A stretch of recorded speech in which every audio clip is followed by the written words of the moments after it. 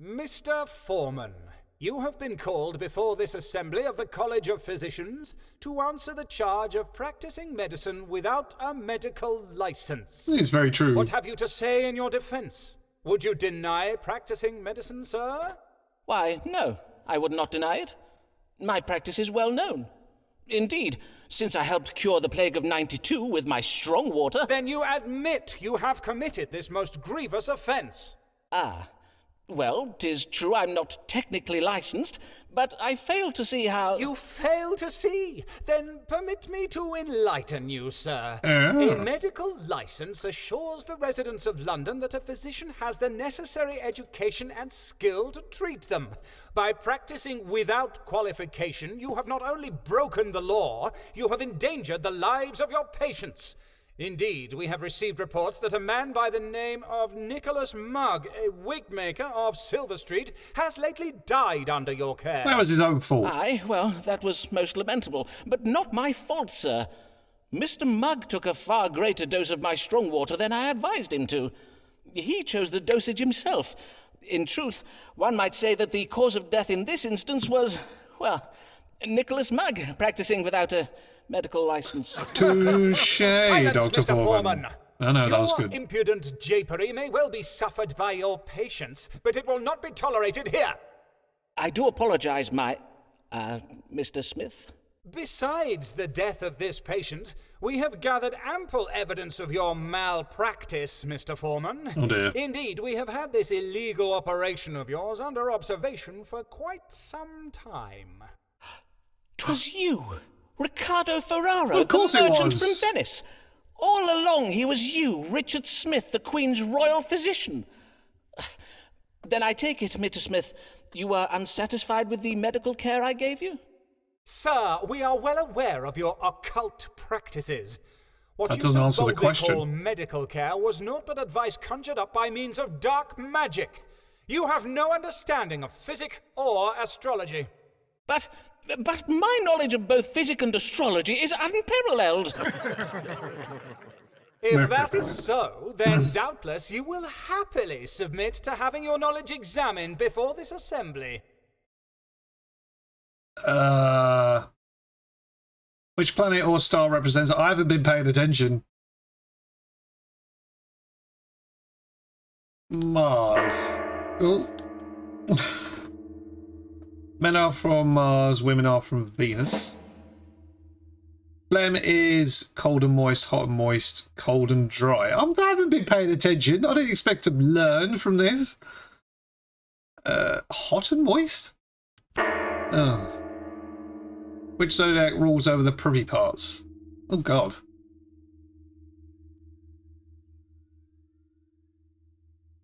Sagittarius? Oh, dear. Silence!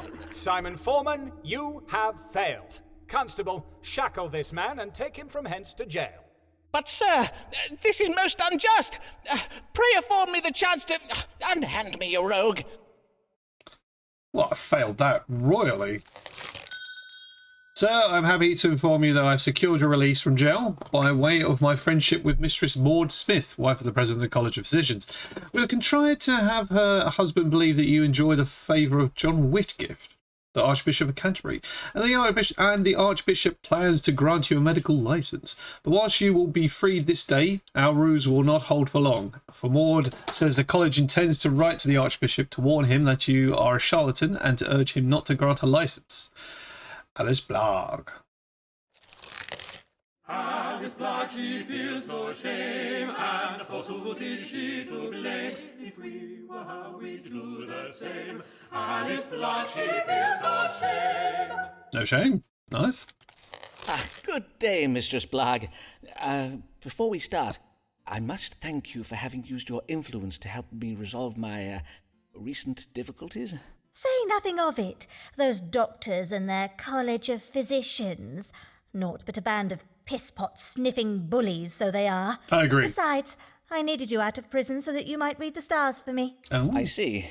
And what would you have me advise you on? What know you of Richard Bancroft, the Bishop of London? Not much, in truth. But I did attend the Easter service at St. Paul's. I found the bishop's sermon on the virtues of chastity and abstinence most compelling. Why, you know him well? Not very well as yet. I was seated beside him at an Episcopal dinner Saturday last. We discoursed a while. Bishop Bancroft is a most charming man. Charming there was indeed. a moment when we did both reach for the brandy decanter. Our eyes met and I felt something. Ah, 'twas a spark between you and the bishop? You felt a certain frisson in the air? Oh, frisson. Nay, I felt a certain hand up my skirts, more like. Oh, His Grace put his hand up your skirts. Madam, may I say how... Save your congratulations, Forman. The bishop's not in the bag yet. Hence why I am come to you. Now that I have piqued his interest, I would have the stars tell me how to secure it. Ah, then you wish to pursue an amorous affair with Bishop Bancroft? yes, amorous. What of your husband, Dean Blagg? Oh, do not speak to me of my husband. He's an idiot. Thomas Blagg is not fit to secure his wife's future. He is not fit for many of his marital duties, truth be told. But you did warn me of Blagg's financial ruin, and for that I am grateful. Forsooth, I am glad I was able to be of service to you, Mistress Blagg. Speaking of such, let us press on with this day's readings, if you please. Of course, let us consult the stars. How may Mistress Blagg secure the lasting affections of Richard Bancroft, the Bishop of London? How indeed? Let's have a look. A. Should Forman use this reading, read the stars to select the highlighted section sky. Alice should commit adultery with the bishop while she is away. Okay. Recommends lying. Alice lie with Bishop by telling him... No, we're not going to lie. No, go away. Alright. If Alice changes her approach and exercise constraint, good angels will aid her in her plans. Chance of romantic success will be enhanced if she adopts a quiet, demure... No. A responsible thing to do would be to tell us the hard truths. No. What's the other option? What's this one? Engaging in sin would go against Alice's Christian acts. Is being careless with her husband's legacy.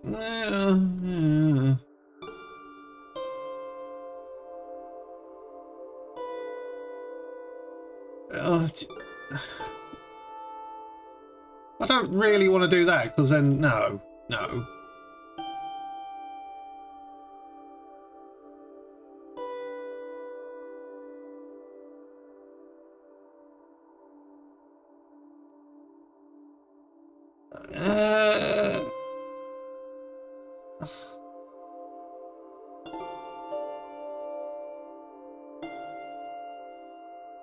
I'm gonna have to go with that one.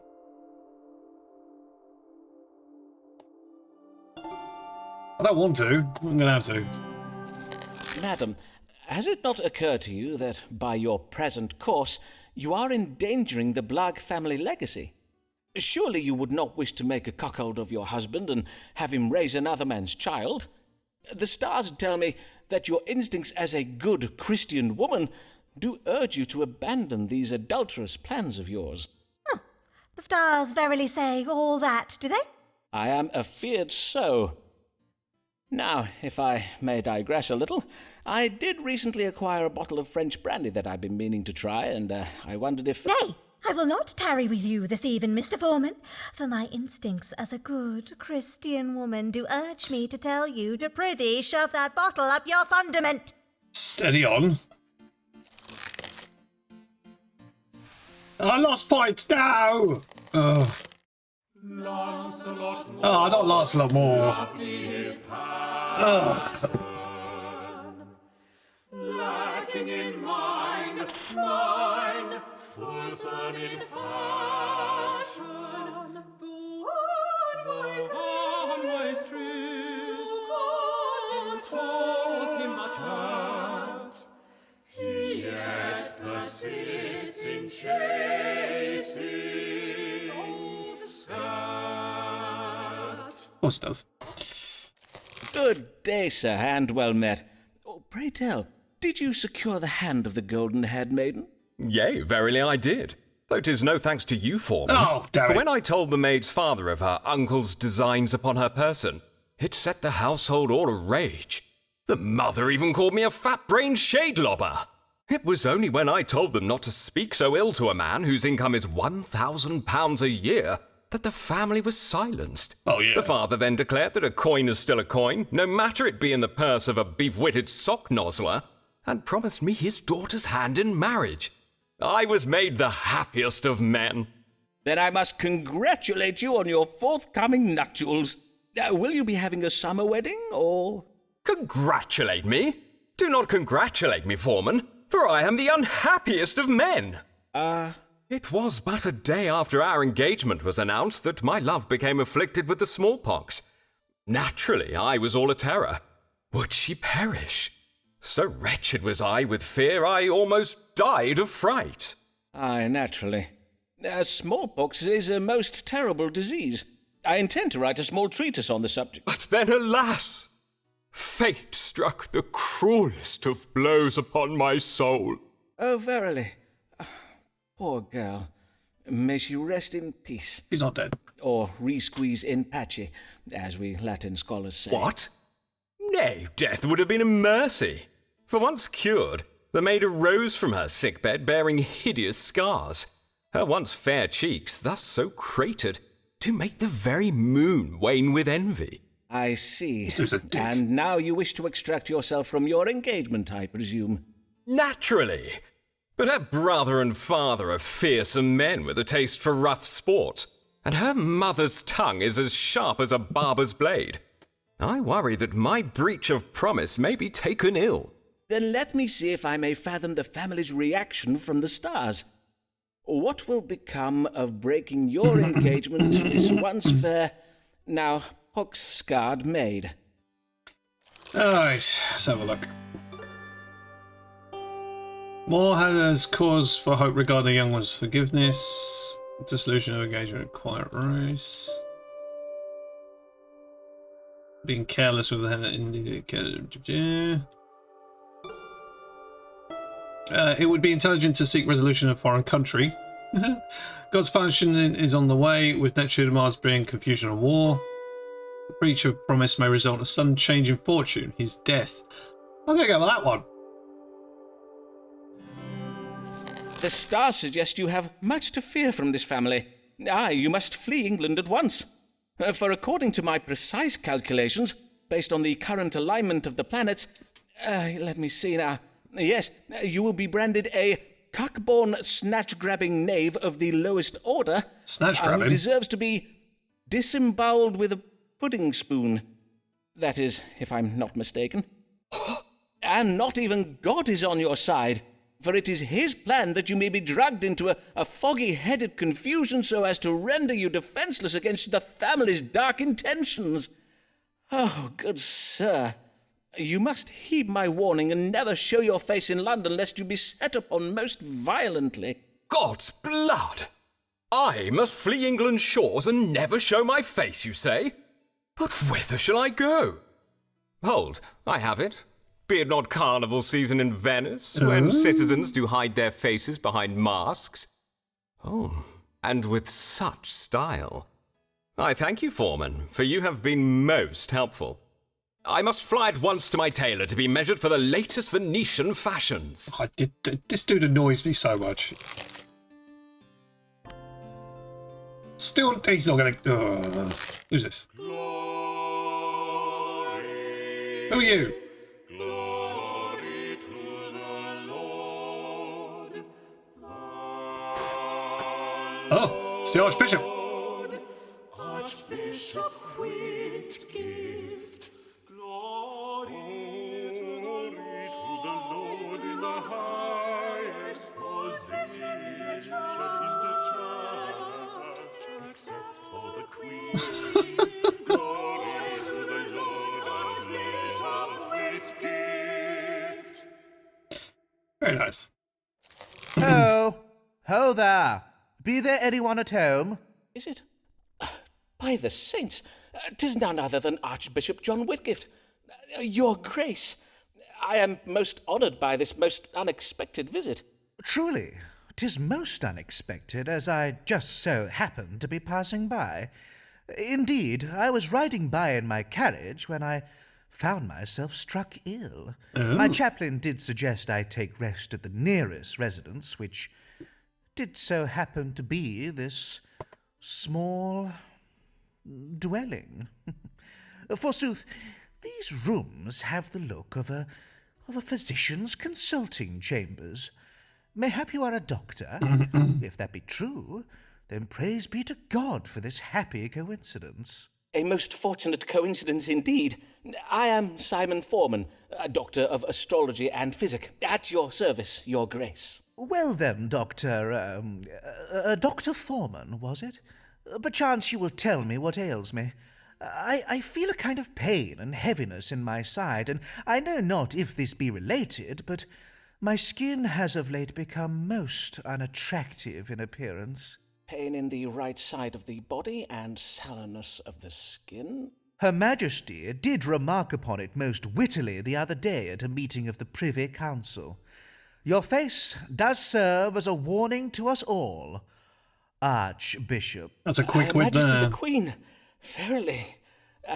A moment, if I may, your grace, while I consult the stars. What does cause the suffering of his grace, the most reverend John Whitgift, the Archbishop of Canterbury? What indeed? Right. Pain in my side and my skin has become yellow in colour. That sounds like the liver. I switched over from the jaundice. A condition seeping into the skin where the tube connecting the gallbladder to liver is blocked. Cardiac... No, it's not. It's jaundice. He's got jaundice. You are afflicted with jaundice, your grace. Yellow bile has seeped into your skin, causing it to become yellow-hued in appearance. 'Tis the jaundice, is it? I see. Pray, have a servant boil this pouch of herbs in water. The liquor is to be injected up the fundament once each day. It should draw the collar away from your skin and into your bowels. William! Excellent. I will have my chaplain see to it. My, who do we have here? Before you take your leave, your grace, I would have my manservant William let blood from your right arm. Indeed. Very well, then. Before you depart, your grace, perchance I might trouble you with a request of my own? Good day, sir. My chaplain will settle payment with you anon. I think the Archbishop was interested in William there. He was most pleased. Ooh, stonking. What does it matter if errors he makes? Let others mend all the things Essex breaks. Our Lord has much to gain for the risks he takes. Commoners may pay, but nobles only learn from their mistakes. Still true to this day. Good day, my lord, and well met. Indeed, methinks I have not seen your lordship since last year, afore you set off with Sir Walter Raleigh to capture those Spanish treasure ships. Oh yeah, how did that go? Yes, doubtless you heard what became of that expedition. The town criers called it Raleigh and Essex's gold piracy fail, declaring it the biggest balls-up since the English Armada. Aye, 'twas most ill-mannered of them, if I may remark. The directions you gave me were entirely wrong, for we never came across the Spanish fleet. Indeed, we found ourselves becalmed in the middle of the Atlantic Ocean.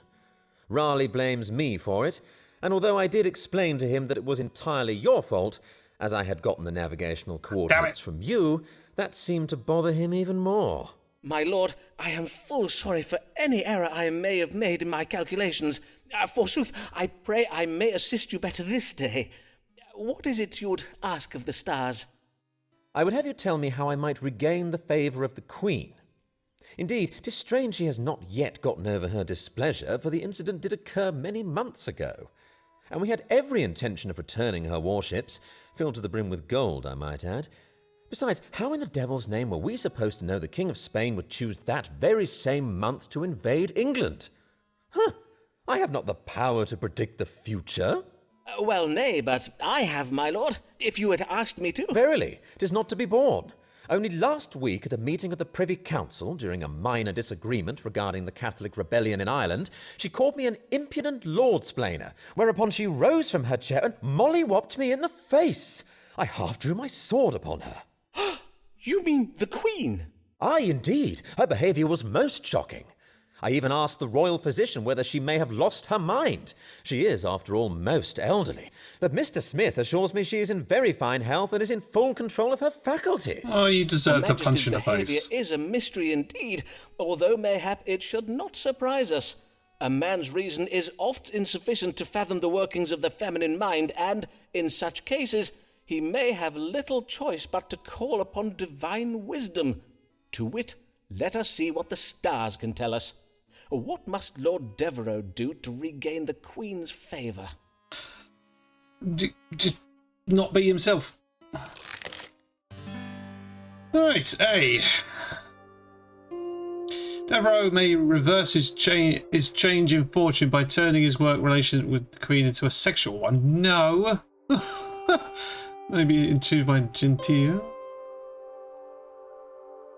No, we won't do that. Right. Devereux should not act in haste. He should make an intelligent suggestion to mount a military campaign in a foreign country. Should assume a position of authority in keeping with his birthright, his peer and realm. Should the Queen is loyal? Yeah, it's that one. It's not going to be seducing the Queen, is it? Why? No. We'll do this one. To regain the Queen's favour, you must demonstrate your fealty to her. Your loyalty as a peer of the realm who sits on her Privy Council. To this end, the stars suggest you offer to lead a military campaign to put down this Catholic rebellion in Ireland. Your lordship is, after all, a great military leader. What better man for such a task than the hero of Cadiz? Verily, 'tis no ill idea. 'Tis no ill idea at all. Yes, indeed, I shall offer to put down the Irish for her. Forsooth, how difficult could such a mission be? I shall quickly defeat those fen-sucking muck-savages and be back home by Christmas. Huzzah! Huzzah! Godspeed, my lord. You're going to die, mate. Oh, if we only hadn't lost the points. Oh. Though our hero Simon Forman's not a Catholic, he disapproves of Mary for her views. They make him sick, but pray he does not tell her, lest she punch him in the punch him in the Punch him in the indeed. Right, so I think we'll leave it there for today and find out what Mary Payne wants next time. If you enjoy this Astrologaster, it is really good. If you've been keeping up with the series, leave a comment below. Do you think I'm going to make it? I don't think I'm going to, but I'm going to enjoy the journey nonetheless, and I'm pretty sure Devereux's going to die. But other than that, my name is Mr. Bryhorn, otherwise known as Briar, and I will see you in the next video.